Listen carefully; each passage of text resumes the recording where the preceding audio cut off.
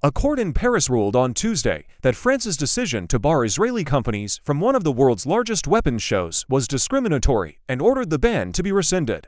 Eurosatory, an exhibition for the defense and armaments industry held every 2 years northeast of Paris, opened on Monday without any Israeli representatives. The organizers had complied with a French government order to cancel their invitations because of Israel's military offensive in Gaza. The government's decision, which has prompted legal challenges, was made last month after an Israeli strike killed dozens of Palestinians in a tent camp in Rafah, in southern Gaza. President Emmanuel Macron of France said at the time that he was outraged by the strike and declared that such Israeli operations must stop. Days later, the French Defense Ministry said that the conditions are no longer conducive to receiving Israeli companies at Eurosatory, at a time when the French president is calling for an end to Israeli operations in Rafah.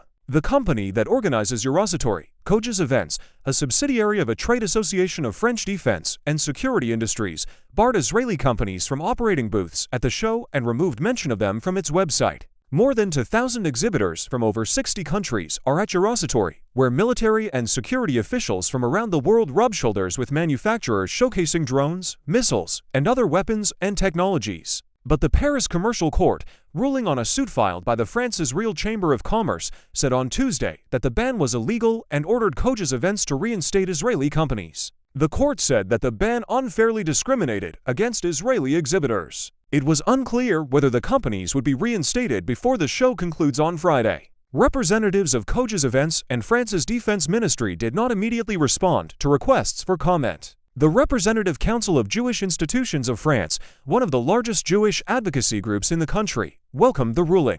Reason reasserts itself, the group, known by its French acronym CRIF, said in a statement on X. Other lawsuits over France's decision to exclude Israeli companies from the show are still being heard. Several pro-Palestinian groups filed a suit alleging that Coges Events needed to take further steps to comply with the ban, arguing that some of the Israeli companies might be supplying Israeli forces fighting in Gaza.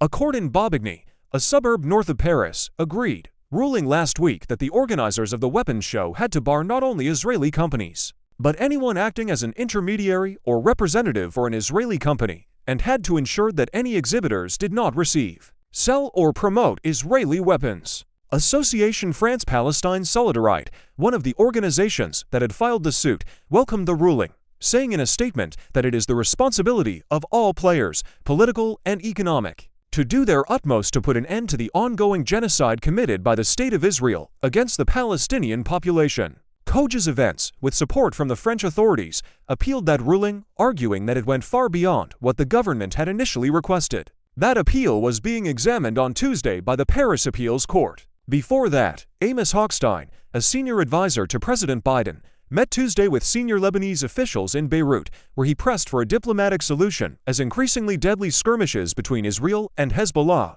the Iran-backed Lebanese militia, have made the situation on the Israel-Lebanon border dangerously volatile. For the past 8 months, as the war has raged in Gaza, another battle has unfurled along Israel's northern border. In that time, Hezbollah, a well-armed and battle-tested fighting force, and the Israeli military have played a risky game of tit-for-tat, carrying out attacks that have flexed their muscles but avoided full-blown war. Despite the seemingly measured approach the sides have taken, civilians in both countries have been killed and more than 150,000 people have fled their homes along the border. Since October, more than 300 Hezbollah fighters and around 80 Lebanese civilians have died, while at least 19 Israeli soldiers and 8 civilians have been killed. As the fighting has intensified, any miscalculation risks drawing both sides into a wider escalation.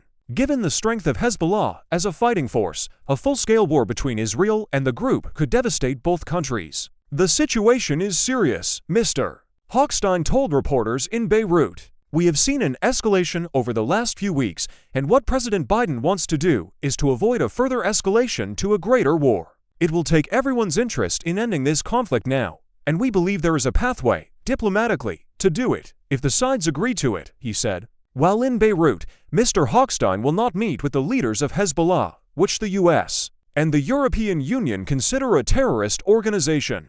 Instead, he will meet only with members of Lebanon's government, whose influence on the group is limited. Hezbollah, Lebanon's most powerful military and political force, is far more powerful and better armed than it was when it last went to war with Israel in 2006. Unlike Hamas, the Palestinian militia fighting Israel in Gaza, Hezbollah's troops are highly trained combatants, and the group possesses long-range, precision-guided missiles that can strike targets deep inside Israel. In Israel, military planners see the specter of Hamas's Oct. 7 attack, in which Palestinian gunmen flooded across the supposedly well-protected Gaza barrier, hanging over their northern border. But worryingly, a similar assault conducted by Hezbollah would include the group's elite units. Shlomo Brom, a retired Israeli general, said the sheer number of munitions in Hezbollah's arsenal, particularly its cache of drones, could overwhelm Israel's aerial defenses in the event of a full-scale war. Hezbollah's fighters are also battle-hardened by their experience fighting in the Syrian civil war, where they intervened on the side of the Assad regime,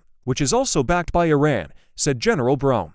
In a no-holds-barred war, there will be greater destruction both on the civilian home front and deeper inside Israel, said General Brom, a former top military planner. They have the ability to target more or less anywhere in Israel, and will aim for civilian targets, just as we will target southern Beirut, he said, referring to the capital districts known to be Hezbollah's strongholds. For Hezbollah, a major escalation is similarly concerning.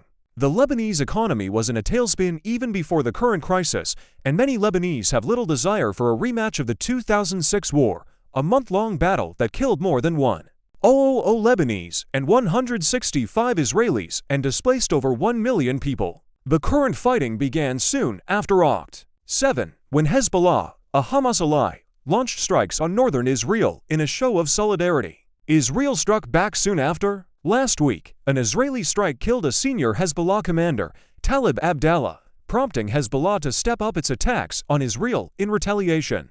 Over the following few days, Hezbollah fired hundreds of rockets and drones at Israel in coordinated strikes, wounding several soldiers and civilians. Mr. Hochstein, the American envoy, is in the region this week hoping to tamp down tensions between the sides. On Monday, he met Prime Minister Benjamin Netanyahu of Israel, as well as the country's president and defense minister, in an attempt to advance a diplomatic solution. Despite the risks, Mr. Netanyahu has faced rising pressure at home to intensify the country's military campaign against Hezbollah. Tens of thousands of Israelis from border communities remain scattered across the country with no timeline for returning to their homes. And far-right members of Mr. Netanyahu's coalition have called for more muscular action, including establishing an Israeli-run security zone inside Lebanese territory.